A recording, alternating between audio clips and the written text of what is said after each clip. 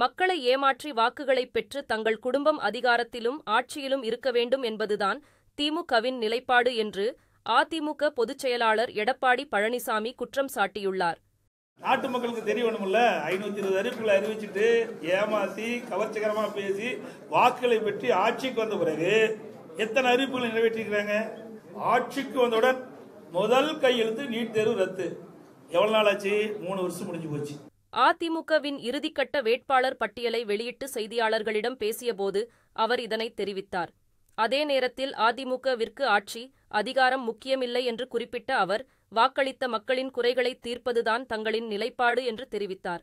மாநில அரசின் வரியை குறைத்தாலே பெட்ரோல் டீசல் விலை 10 ரூபாய் குறையும் என்றும் அவர் கூறினார். மக்களவைத் தேர்தலில் திமுக கூட்டணி வெற்றி பெறப்போவதும் இல்லை, மத்தியில் ஆட்சி அமைக்கப் போவதும் இல்லை என்றும் எடப்பாடி பழனிசாமி தெரிவித்தார்.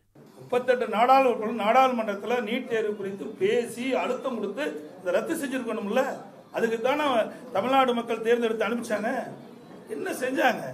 அதனாலதான் நாங்க சொல்றோம், அவர்கள் வெற்றி பெற்றாலும் தமிழ்நாட்டு மக்களுக்கு எந்த நன்மையும் கிடைக்காது.